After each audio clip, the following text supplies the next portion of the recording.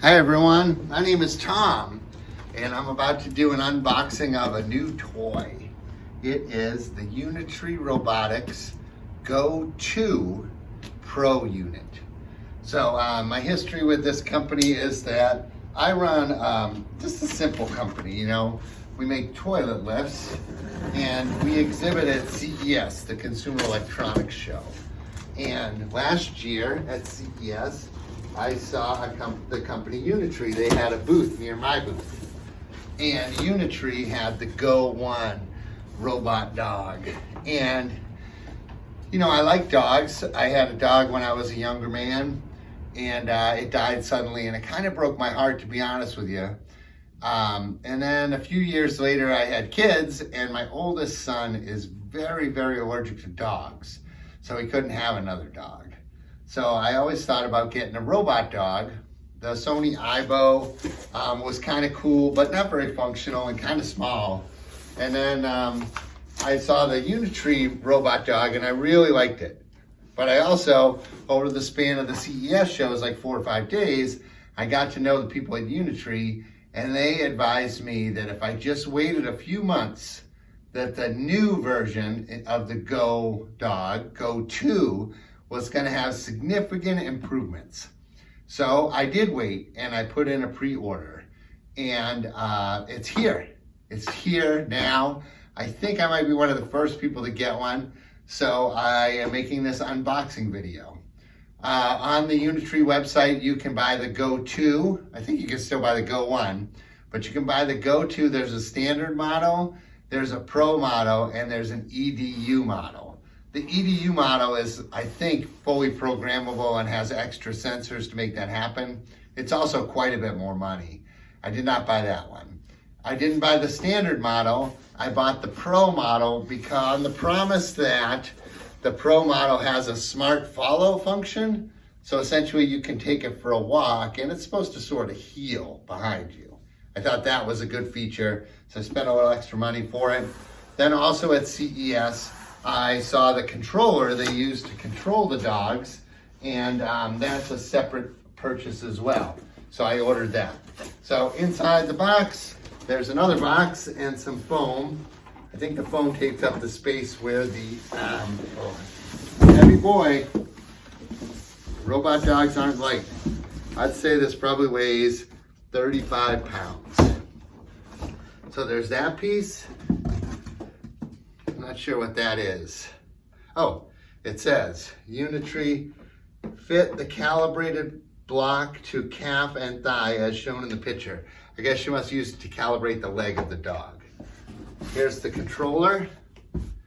I'll hold that closer, and then I'm guessing this might be a battery shipped separately. So there's the controller. If I remember correctly, it has a bunch of buttons that you can control the dog from your phone, but I think the controller is a better thing to get. And I believe the Pro unit might have a small like beacon that you can carry with you so that it follows you around. And then, so here's our battery. All right, I've never done an unboxing video, so pardon me if I don't do this stuff right. But I think the next thing I should do is open this up, right? Unboxing, stop talking and take it out of the box, Tom. So I'm pretty excited about this. The Go2 has LiDAR, which is a pretty awesome laser type sensor to sense its environment around. And I saw people open Go1 dogs and the box inside looked like styrofoam, but this just looks a little more durable than that. So, let's see. Do you think robot dogs are girls or boys? So my dog before, Daisy, was a girl. So I'm kind of thinking my robot dog, well, Daisy was a beagle. She wasn't very girly, you know, because she was like a bit of a hound dog. But she was sweet. And so there you go. But this, I guess it's styrofoam, but it feels like it has like a coating on it to make it maybe a little more durable.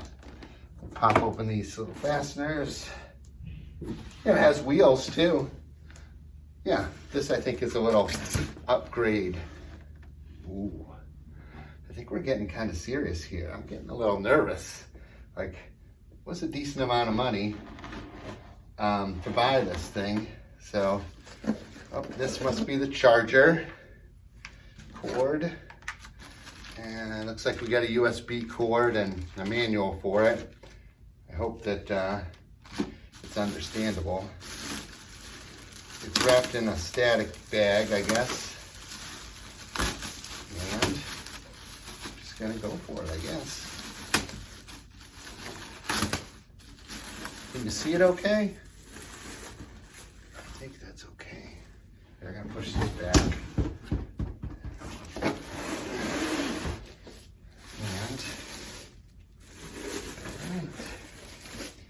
Well, here's the handle. Let's see what happens when I lift it.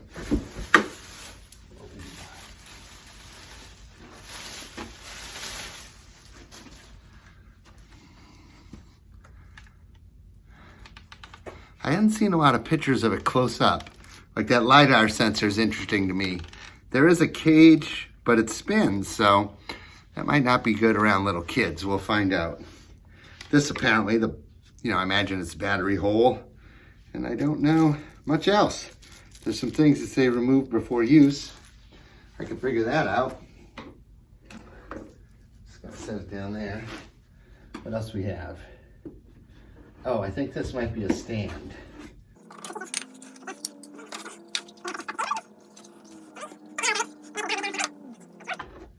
Yep, seems to fit. Here's the beacon. There we go. Whew. All right, I believe this is the smart follow beacon. Looks like that. So you can see that it's got, I believe if you clip it, it has a little clip, you clip it to your waist, it will follow you, you know? And then from the show, it has like a little Nintendo kind of controller, directional controller. So say you're walking through a doorway and the dog's heeled off to one side, I think you can use this to override and make it move the direction you want to move it. So I think that's going to be pretty handy. I'll read more about the controls, but I think personally, I think this is going to be one of the more useful controllers. The other one might be useful for like doing tricks and stuff. But if you want to go for a walk, and I want to go for a walk, I like to pick up trash. That's my hobby. So I want to go for a walk with the dog and have it carry like a little trash bin on its back while I throw the trash into the bin. And I think that would be a lot of fun. Don't ask me why. My son thinks I bought it just to flex on people, which he's probably right. He knows me pretty well. And I certainly don't dress nicely, and I'm nothing much to look at, but I do like to flex the tech.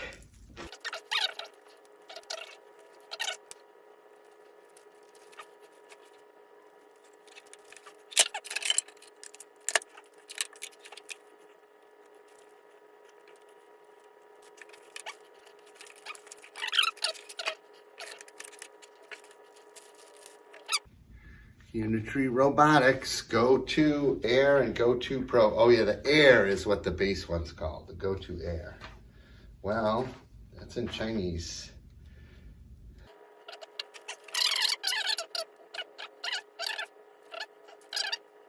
Yeah, it shows some of the different functions that each one comes with. Oh, apparently the Pro model, so all models have basic movement and action. They also have a condition indication, I guess, They have intelligent over-the-air upgrades. They use the Unitree Go app, which I haven't installed, so I'll probably have to do that soon. They use Wi-Fi 6 and Bluetooth connections, and they have intelligent avoidance. I imagine the LiDAR helps with that. The Pro also adds that it has 4G image transmission. So it also has the intelligent side follow system. That's what we're talking about with like the heel system. And it has voice interaction, and it has a strap.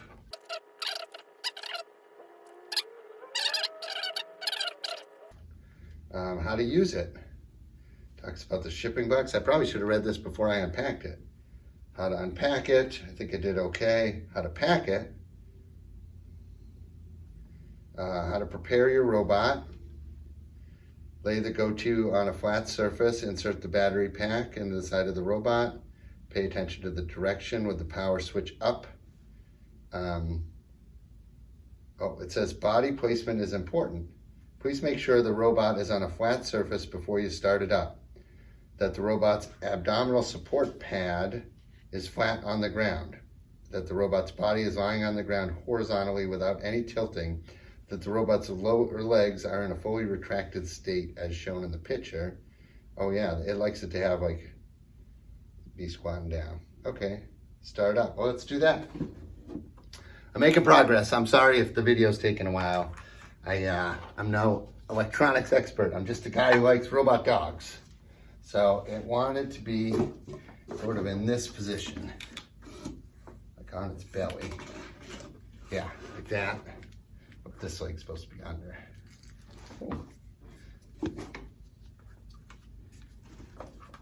Boy, this is like wrangling a real dog. I remember when I had a dog. They don't like to get into positions that you want them in. Okay, I think, judging by my diagram, I'm in the right way. Oops, I want this, that. That. All right, I think that's how it's supposed to be.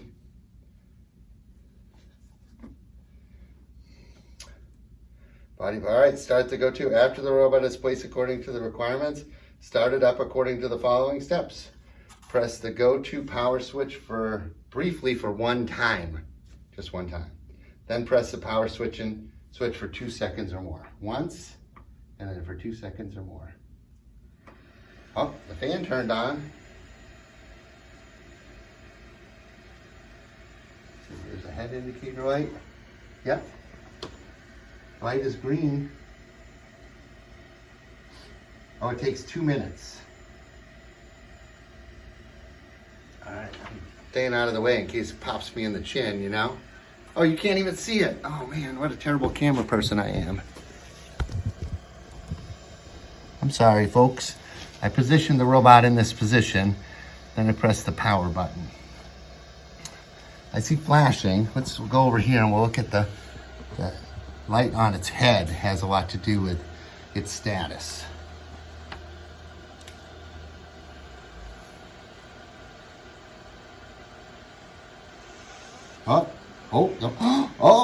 Oh my gosh, it's alive, folks, it's alive. Oh my goodness, I'm so excited. Oh my gosh. Oh my goodness. Now I didn't get a charger going or anything. It said to shut it off, you have to put it in the prone state. But guess what?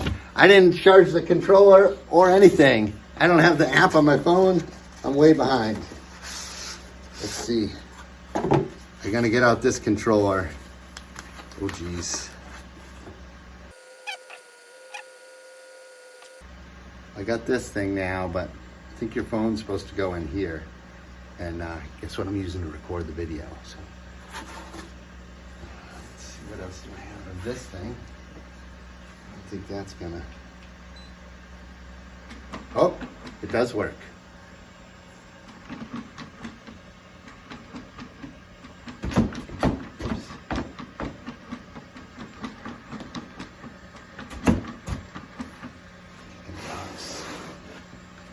Well, folks, that's my unboxing video for the Unitree Robotics Go2.